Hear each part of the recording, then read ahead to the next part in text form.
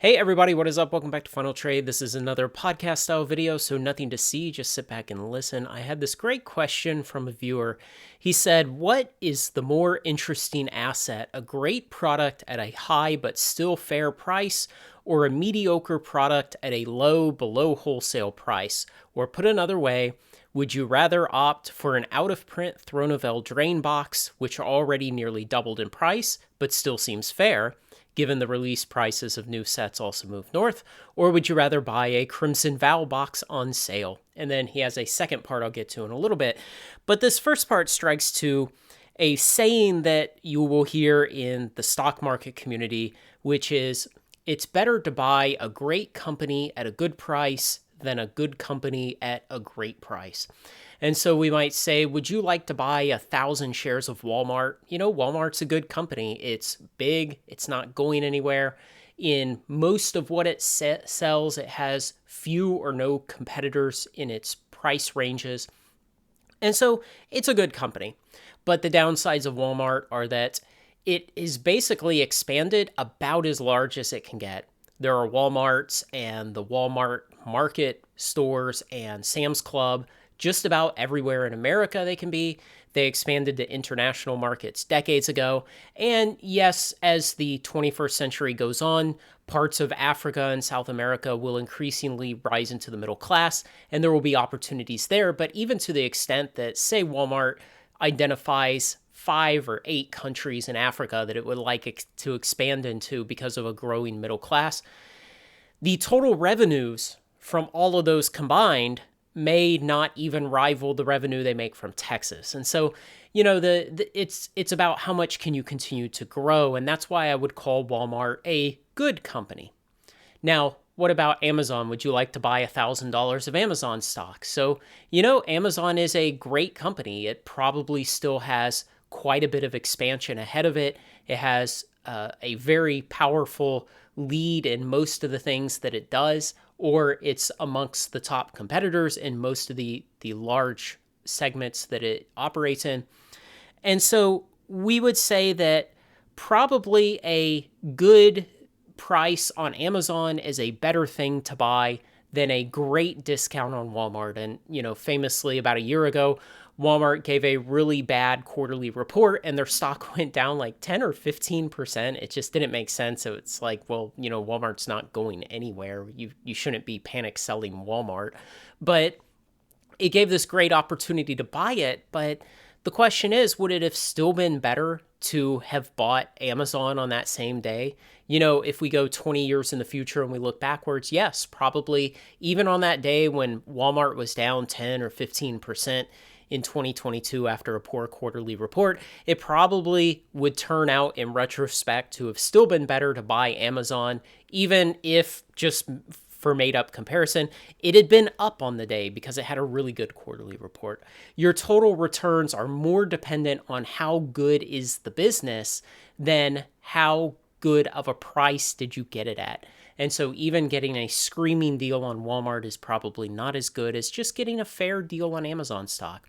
And so this question parallels that, but there's one big deviation here. So the question is, would you take a Throne of Eldraine box at the current price where it has nearly or maybe doubled? I think it probably doubled and then it's retraced a bit in the last year. Or would you take a Crimson Vow box at what are those going for now? $75, $80 for a Crimson Vow box delivered to your door, and it's still in print too. And if all things were equal to the stock analogy, I would, of course, always say Throne of Eldraine. It's regarded as a much better set. It has the interesting kind of fantasy theming that's very unique amongst Magic sets. You know, Crimson Vow just kind of fell flat on its face from release and has never recovered. And I think in the long term, Crimson Vow will not ever come around and be regarded as a great set that people missed out on. And Throne of Eldraine is already regarded as a really good set. And so in the long term, in a vacuum, you would expect them to have Throne of Eldraine do much better than Crimson Vow. Now, here's the one thing that's quite a bit different because we're in the world of collectibles. In the stock market world, you have a company chopped up into millions or tens of millions of shares. So it's already chopped up really tiny, and you have this concept called the float. And what the float is all the shares that are available for trade. And people will act like this has a real clear definition, but it's actually really squishy because if you offer someone enough money, they will find that their shares are suddenly available for trade. And so the float generally excludes shares held by things like pension funds and retirement systems and huge hedge funds and things like that, groups that are dedicated to holding a particular company's stock long term. But the float is everything else. And so it's generally considered to be what maybe hedge funds who trade a lot are holding, what people are holding in their own private retirement accounts, and what people are holding in their brokerage accounts. And the float for any given company is almost always sufficient to cover the volume in the market. It's sufficient to cover the bids on the order book. Now, in collectibles, we don't have a strong float like that. When a set goes out of print, the number of boxes in existence only decreases from there. And so you have this other factor, which is the population of boxes still in existence. And by extension, the population of boxes that ever existed that complicates the answer to this question. And so instead of just being a one-dimensional analysis of, is it a good product? Is it a great product? Where along that one-dimensional line does it fall? This is instead a two-dimensional analysis of how good of a product is it and how much of it still exists and how sated was the market's desire for this already. And so if something was printed to oblivion and then say the market got kind of caught flat-footed and there was not much circulating when it went out of print, maybe that will act differently than something that was short printed, but the market never really cared for it much.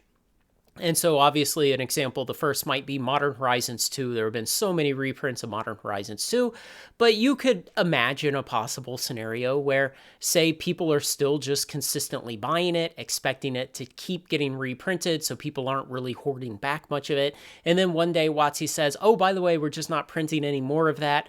And somebody like Rudy comes along and says, oh yeah, the last print run was 4 months ago. And so suddenly the amount in existence that's available to be put back is much smaller than everyone thought, and that just happens suddenly. And so that's this other dimension that can complicate this valuation. And you could imagine a particular possible future where Crimson Vow is so short printed, and it's been unpopular its entire 14-month life so far, and maybe it hasn't been reprinted at all since it was released. That would not surprise me. But maybe it goes out of print here in May, and it rotates out of standard in, September? Is it on this year's rotation cycle? I can't remember. But if it rotates out and then there's no more of it ever produced, you could imagine a possible future where even though it is so much less loved than Throne of Eldraine, it would actually do better in the long run. And I know that seems hard to imagine, but in the extreme circumstances of just an absolute barren market that cannot find boxes of Crimson Vow, you could imagine that could happen. Now, that would have to be very, very extreme, and I don't think that's going to happen. So my point with all of this is keep in mind this is not a simple analysis like it is in the stock market where you simply say, is this a good company? Is this a great company? It's a more complicated analysis where you also have to take into account a bunch of information that we just don't know. How much was printed? How much was consumed during its lifetime? How much is sitting in people's closets, held by people who are willing to bring it out for sale if only the price gets to double their purchase price? How much of it is sitting in people's closet held by the diamond hands who absolutely have no time horizon? They don't know when or if they'll ever sell or if they'll simply leave all of these boxes to their children when they die. It makes the analysis a little more complicated. It doesn't make it impossible, but in general, you should still give higher weighing to better sets, but keep in mind that the population problem and the question of how many boxes exists can sometimes make the quality analysis untenable. So that's the answer to the first question here. So he has a second question. It says, in the former case, what's a fair price for out-of-print sets that have already aged well since their release and can only be found on the secondary market? And so he's basically asking, I believe, what would be a fair price in this case for something like Throne of Eldraine if you wanted to go out and invest in a quality product, a quality sealed box that is out of print? Well, my reflexive answer is there is no such thing as a fair price. We are not compelled to engage in the market, and so we only have the market price, which is approximately the price at which the last box was sold. And since nobody is being compelled to buy or sell, everybody is doing it on their own free will. And so the prices that we can see by what was the last sale are good, valid, fair prices. On the other hand, you might do something that I did in an analysis, almost a year ago now. I looked at Ikoria, Throne of Eldraine, Core 21, and Theros Beyond Death, which in some order were 4 consecutive sets, I believe, that came out in 2020. And I showed that the ratio of box price to EV had expanded differently on those 4. And now over a long period of time, you would expect that as the quality of the set becomes more and more cemented in people's minds as the set gets older and older. But on the short term of something that had only gone out of print at that point, about a year previous, it was really out of whack. The multiples on EV that you had to pay for the actual box did not make sense. And so that's something you could potentially look at. You could say, am I going to pay a much bigger multiple on the value of the cards in this box for this one than I am for the standard expansion before and after this? And that might help guide you on what a reasonable price might be. But ultimately, if you have something like Throne of Eldraine that had doubled or nearly doubled now since it went out of print, that's the market telling you that that's probably a really good asset, especially since it was a standard set. It's not some short printed premium set or tied into some popular IP. It didn't have some ridiculous hysteria around it that made people gobble it up irrationally.